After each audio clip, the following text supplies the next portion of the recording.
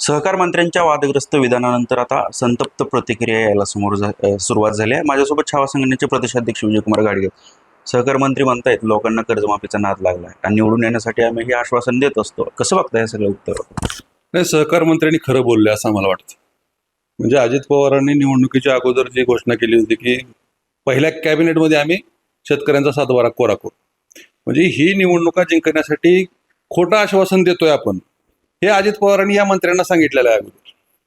आणि ते पोटातलं ओटात काल सहकार मंत्र्याच्या पोटात आलेलं आहे आणि ते खरं बोलून गेले. म्हणजे राष्ट्रवादीची पद्धत आहे खोटं बोल पण रेटून बोल. काल सहकार मंत्र्यांनी अतिशय चुकीच्या पद्धतीने शेतकऱ्यांच्या जखमेवर मीठ चोळण्याचं काम केलं. आज राज्यातला शेतकरी अतिशय संकटात असताना एवढं मोठ्या पदावर असलेला माणूस, सहकार क्षेत्राचा प्रमुख असलेला माणूस राज्याचा, त्या प्रमुखाने जर अशा पद्धतीचं चुकीचं वक्तव्य करणं, शेतकऱ्यांना नाद लागलाय कर्जमाफीचा. अहो मंत्री महोदय साहेब, तुम्हाला काय काय नाद लागलेत? तुम्हाला जसं तुमच्या संस्था वाढवण्याचा नाद आहे, तुम्हाला जसं तुमचे कारखाने वाढवण्याचा नाद आहे, बँका वाढवण्याचा नाद आहे, तसा शेतकऱ्यांचा एक छोटासा नाद आहे, जे डोक्यावर कर्जाचा डोंगर झालेला आहे. तो डोंगर कुठतर कमी करण्यासाठी शासन दरबारी आपला आवाज शेतकरी उठवतोय, वारंवार कर्जमाफीची कर्जमुक्तीची मागणी करतोय, त्याबद्दल बोलतोय. तुम्ही अशा पद्धतीने चुकीचं बोलताय.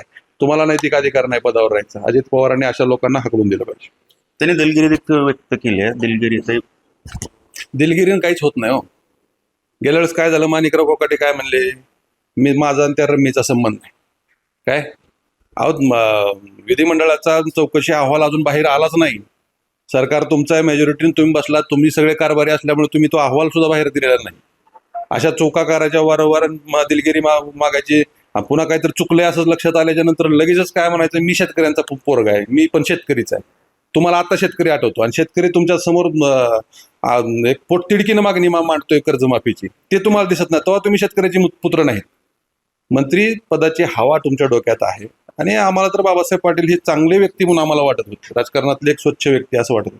पण असं वक्तव्य कशामुळे केलं मला माहीत नाही, परंतु असं चुकीचं वक्तव्य करणाऱ्या लोकांनी नैतिक जबाबदारी स्वीकारावी.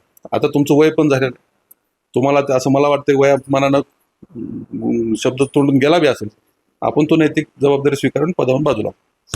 नैतिक जबाबदारी घेऊन पदावरून बाजूला व्हावं अशी मागणी आता छावा संघटनेने केली आहे. संदीप भोसले, सामडी न्यूज, लातूर. आता isakal.com आहे देशातील नंबर 1 ची मराठी न्यूज वेबसाईट. प्रत्येक अपडेटसाठी isakal.com ला नक्की भेट द्या.